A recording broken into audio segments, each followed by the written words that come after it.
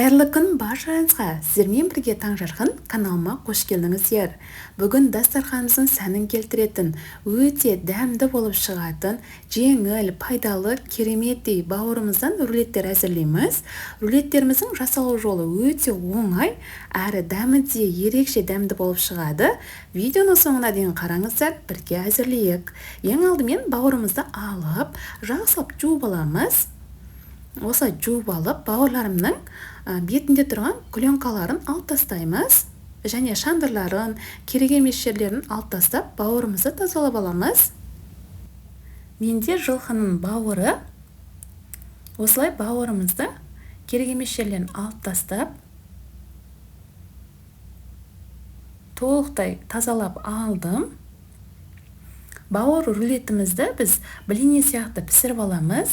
Ол үшін мясорубкамен өткізіп аламыз бауырымызды, немесе блендерге салып, бір келка қылып өткізіп алыңыздар, сонда әдемі көрінеді.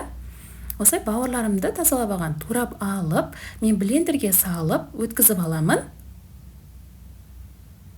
Осылай бауырларымды турап алып, блендерімізге салып, егер үйлеріңізде блендер болса, блендерге бірден өткізіп алыңыздар. Мясорубкамен де өткізсеңіздер де болады. Блендермен өткізсеңіздер бір келка әдемі болып шығады. Осылай блендерге бауырымды салып алдым. Бауырым қою болғандықтан үстінен бірденен сүтімді құйып, бір келка қылып блендерлеп алдым. Осылай блендерлеп алсаңыздар, бір келка әдемі болып шығады блинімізді. Осылай бөлек ыдысымызға құйып алып, басқа да қоспаларымызды қосып аламыз. Осылай ыдысыма құйып алдым бауырымызбен сүтімізді блендерлеп алған. Енді үстінен жұмыртқамызды қосамыз. Дәміне қарай қара бұрышымызды, тұзымызды және еректен өткізіп алған ұнымызды қосып, жақсылап араластырамыз. Бір ас қасық сұйық май қоссаңыздар да болады. Мен бірақ қоспадым. Бірақ бауыр тортта мен қосқан едім, әдемі болып шықты. Қоспасаңыздар да әдемі болып шығады. Осылай жақсылап бір келка қылып араластырып алдым. Тестамыз дайын. Енді блини сияқты қылып пісіріп аламыз. Табамызды отқа қойып, табамызды майлап аламыз. Осылай четкамызбен, көп майлаудың қажеті жоқ. Сәл қыздырып табамызды. Дайындалған тестамызды осылай бір ожаудан құйып, блини сияқты қылып пісіріп аламыз.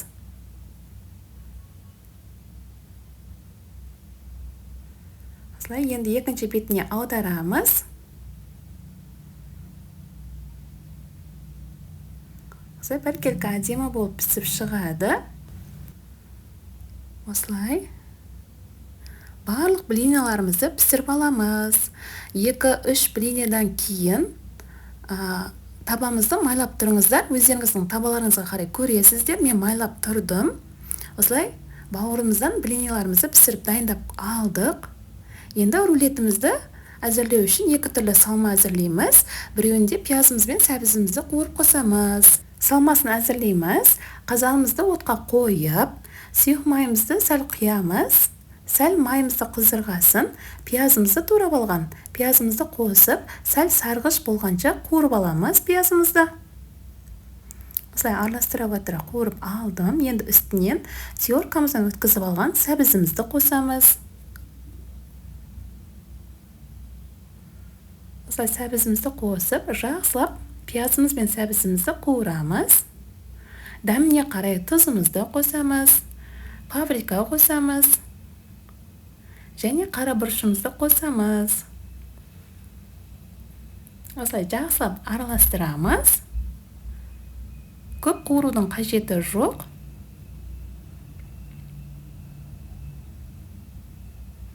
Осылай жақсылап араластырып, қуырып алдым. Салмамыз дайын. Осылай әдемі болып шығады салмамыз.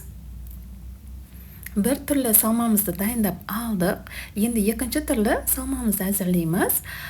Теркамыздан біз майда өткізетін жағынан чесногымды өткізіп алдым. Майда турасаңыздар да болады, бірақ осылай теркамыздан арнайы чеснок өткізетмей өткізсеңіз, бір келка әдемі болып шығады.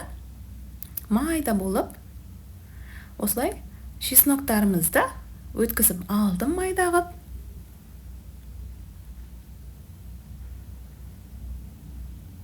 Осылай майда қып чесногымды өткізіп алдым. Майонезімізді қосамыз. 100 граммдай майонез қостым. Майонезіміз бен чесногымызды жақсылап араластырып аламыз. Осылай араластырып алдым. Салмамыз дайын. Енді рулетімізді жинаймыз. Дайындап алған блинемізді пісіріп алған блинеміздің үстінен чеснок пен салмамызды жақсылап, майонез бен салмамызды жақсылап жағып аламыз. Көп қосудың қажеті жоқ. Осы майонез бен қосып алғасын, екінші блинемізді қойып үстінен бір шетінен сәл қалдырыңыздар. Екінші салмамызды тек ортасына ғана салыңыздар. Сонда шашырап кетпейді, әрі ортасына салсаңыздар әдемі болып көрінеді рулеттерімізде. Осылай ортасына салмасын салдым. Енді рулетімізді тығыз қылып жинаймыз. Осылай жинап қойып қоямыз. Екінші блинемізді алып, дайындап алған майонез бен салмамызды жақсылап жағып аламыз ортасына. Екінші блинемізді қоямыз үстіне. Енді екінші түрлі салмамызды салып, көптеу ұнатсаңыздар көп қосуға да болады. Осылай екінші түрлі салмамызды да салып алдым. Енді рулет қып жинаймыз.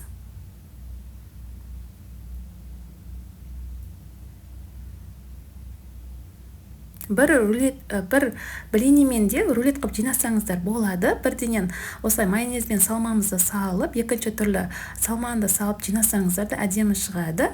Мен осылай рулет қып жинап алып, 1 сағаттай тоңазытқышқа қойып қойдым. 1 сағат өткесін осылай қисығынан кесеміз пышағымызбен рулеттерімізді. Сәндеу жағы өз қалауларыңызда. Мен укроппен сәндеп қойдым. Өте дәмді болып шығады. Сіздер де жасап көріңіздер. Осымен кереметтей бауырымыздан рулеттеріміз дайын. Сіздерге майда қып та турап көрсеттім.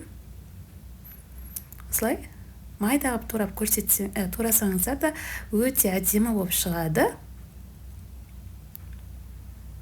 Құрамына не қосқаным, қанша граммнан қосқаным барлығын төменге описание бөліміне жазып қалдырамын.